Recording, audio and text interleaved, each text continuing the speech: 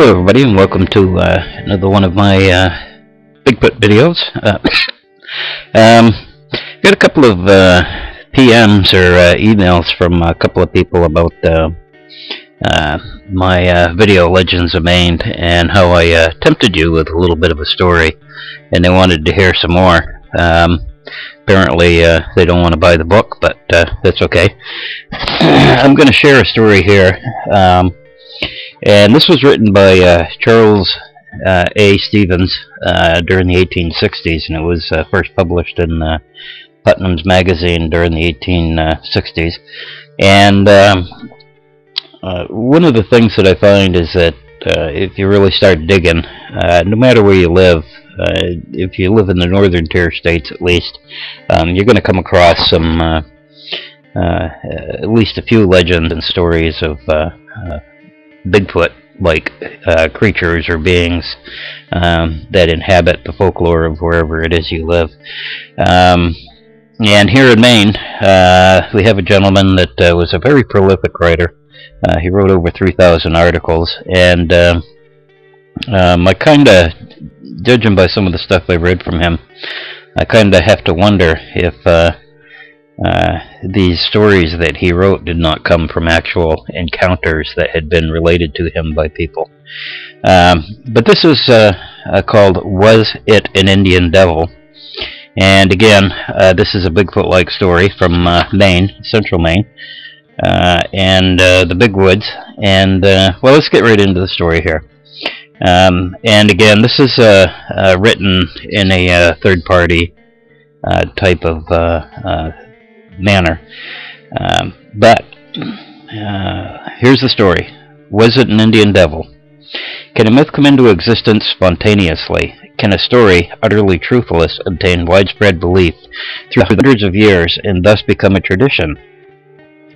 At the close of a 5 years residence among the hunters, lumbermen, and river drivers of the northern Maine forests, in connection with the lumbering business of my uncle's firm, I find myself puzzling at these questions. As I recall the persistent and ever-recurring tales and accounts which everywhere come to my ears of that strange being or animal which the Indians used to call Pamula, and which the white woodsmen have translated Indian Devil, as nearly as can be gathered from the legends of the Pequawkets, Androscoggins, and Penobscots, Pamula was a beast, a man, and a devil, in whimsical trinity, a savage relative of the old Greek Cerberus, perhaps, possessing certain supernatural and fiendish powers, and thus capable of doing infinite mischief if offended. With this fanciful character, the savages seem to have invented something they did actually see and meet occasionally in those regions. Katahdin and the neighboring mountains was a locality especially infested by it. Indeed, the summit of Katahdin has been sacred to Pamula from earliest times. No Indian in his senses would venture to ascend it. The Schoodic-like region was another of its haunts. Numberless are the stories of the strange tricks and antics of this curious devil of the woods and lakes. I have heard woodsmen, plain, sensible bodies, who were neither long-sighted nor biscos, and who were clothed in their right minds, undoubtedly tell the story straightforward and honest enough to silence the most skeptical, not of what they had heard, either, but of what they had actually seen. It would seem well-nigh impossible that these accounts should originate in nothing. If verbal testimony could substantiate them, enough could be collected to establish, in law, the existence of a whole legend of Pamula. Now, setting all superstition aside, will not this array of testimony warrant the following question? May there not existed, and perhaps be at present existing, in the great forest region to the northward, some creature, wild man, or something of the sort, not down in the books, which has been the kernel of the Indian devil? I have one little story to tell, for I did see something rather queer one day, and right here seems to be the piece for it, after remarking that some have thought the Indian devil was merely the Fili Concolor, or catamount. This is entirely a mistake, arising perhaps from the well-known dread the savages had for the cougar. During the winter of '07, which is 1807 by the way, the headquarters and general depot of our lumbering gangs was at the head of the Chesuncook, a long narrowish lake to the northwest of Katahdin.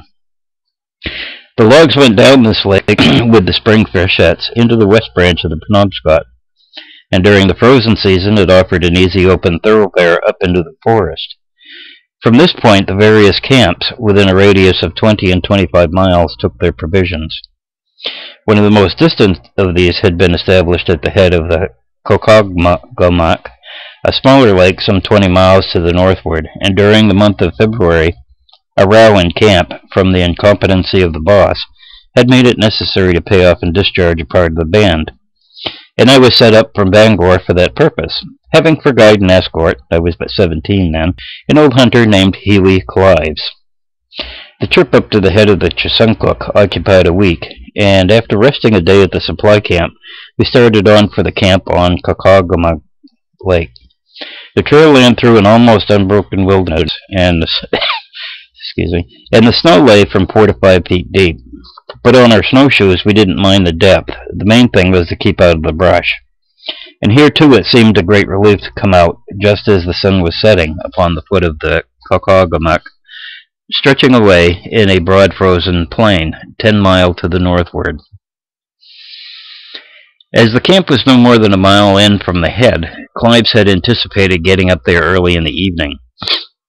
To him the distance was as nothing, but to me it now seemed infinite. It was my first whole day on snowshoes, and my legs had not kindly to the length and novelty of the performance. And despite all my attempts to disguise the fact, I knew that Clive saw that I was about used up. "Think you can hold up, sir?" said the old fellow, looking round to me with a hard grin. "How's your wind? Think you can straddle the lake, or will we have to dig a hole in the snow here and burrow like a rabbit? Nice chance there under those little hemlocks." I still preferred going on to burrowing. We struck out upon the lake, and had soon left its black spruce-lined shore a mile to the rearward. Meanwhile, the twilight had deepened. The sky was clear and in the west deep red, that startling phenomenon peculiar to frozen waters, and said to indicate a storm. The moaning and groaning of the air beneath the ice began with frightful distinctness. Never had I heard such sounds before. It seemed as if 1,000 demons in agony were gurgling and drowning beneath us. Now, a wild sigh would struggle up from the depths and echo to a distant moan, when, a deep fearful groan would sweep along, making the thick ice shiver and vibrate like a drumhead. The Clives only laughed at my apprehension that the lake must be breaking up, and was saying that this was a common enough thing to hear on these waters, when a short gruff bark from Veet, which is Hughie's hound, caused us to look suddenly around. Some 30 or 40 rods to the rearward, and barely distinguishable in the rapidly falling dusk, a dark object was coming on behind us.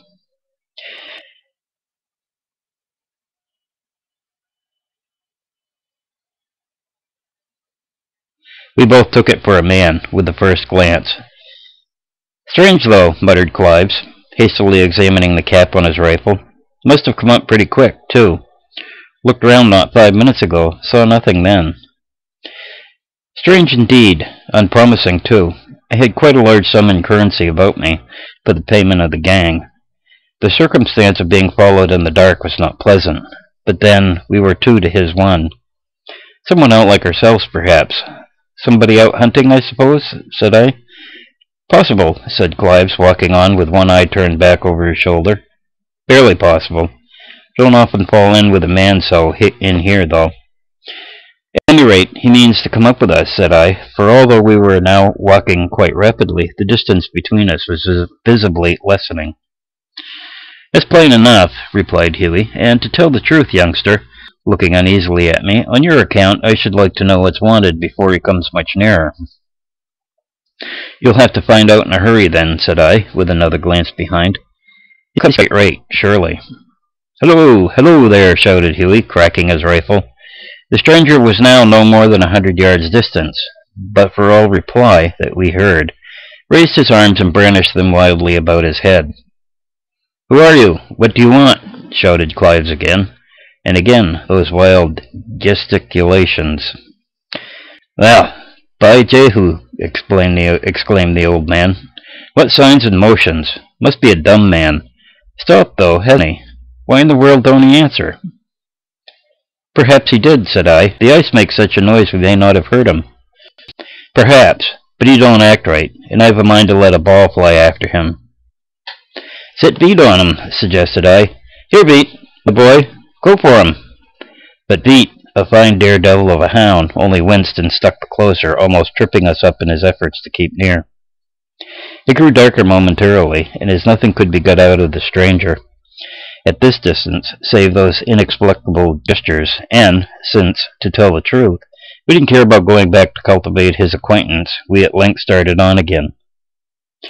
"Can't make him out at all," muttered Clives. "Shouldn't be surprised to hear a ball go by any minute.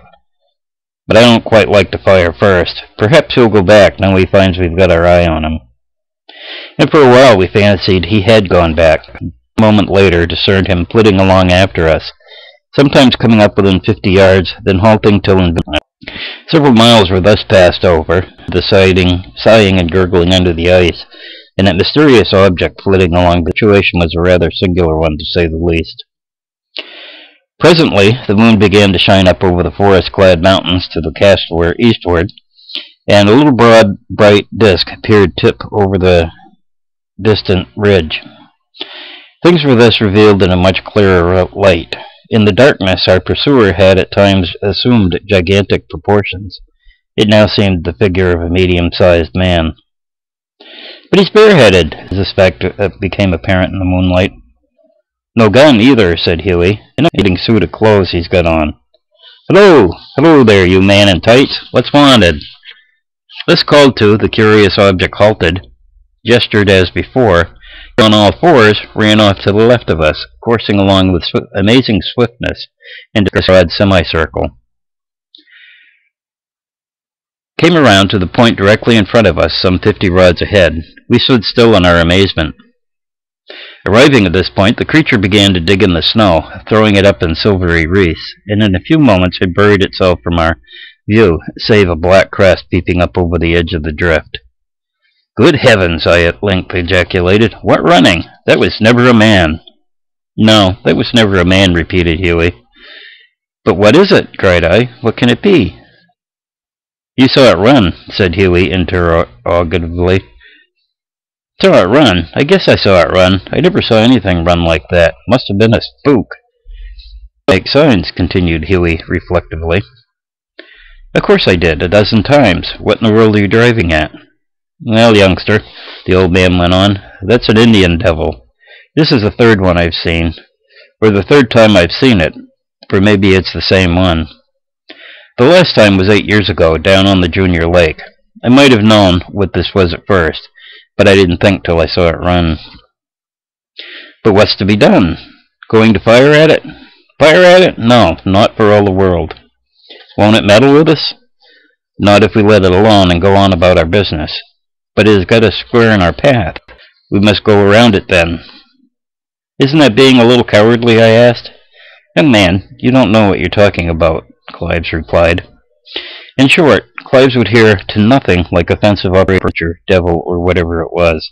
The old fellow was pretty stoutly tinged with the superstitions of the region in which his life had passed. There was no help for it. Turning aside, we made a wide detour around the hole in which the creature was crouching, quite similar to the one it had made to get in front of us, and then walked quickly on again. But our tricksy pursuer was not yet done with us. Before we had got a quarter of a mile away, we again beheld him careening around us as before, and again concealing himself in the snow. To be playing at such a game of bo-peep on a wintry lake after being on my feet all day was anything but amusing to me, and not having the fear of Pamula sufficiently before my eyes, perhaps, I should certainly have risked a shot at him.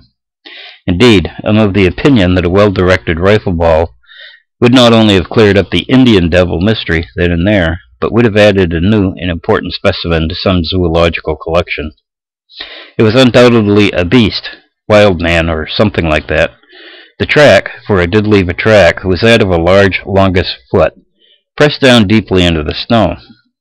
But to have fired at it would have been doing violence to Huey's prejudices. We again made our manners to the devil by shearing around his hole, and repeated the same program twice more before reaching the head of the lake. After entering the woods again, we caught several glimpses of it dodging amongst the trees, but lost sight of it for a good about half mile below the camp. And thus ended my adventure with an Indian devil. I know I did see something queer, and I respectfully add this to a legion of very similar stories, which one may hear any evening at a logging camp. And that's the story of the Indian devil. This is from my book, Legends of Maine. It's available. I'll put the links to where you can go to buy this on Amazon down below in the comment section. But there are a couple of other good Wendigo and Bigfoot stories in there, as well as this one. And this is where we're at in our research today. Is there's a lot of people that have seen things, but a lot of people don't want to repeat these things that they've seen, mostly because they don't want to be ridiculed. And I can't say as I blame them. To see something like that and then tell everybody that you talk to about it really lends to some strange reactions from people. But once you've seen one, once you've felt the presence of one, you'll be forever in its grip. But again, I hope you liked the little story. And again, that was written during the 1860s. It's a very good description of what we see today as a Bigfoot. And I also hope you've enjoyed these videos of the animals that I've taken at the Maine Wildlife Park at a recent trip this past summer. And hope you come back, and hope you also enjoy the story. And if you did, rate it down below and share the story around if you'd like. And we'll see you next time on another Bigfoot story or video, and enjoy the rest of the day.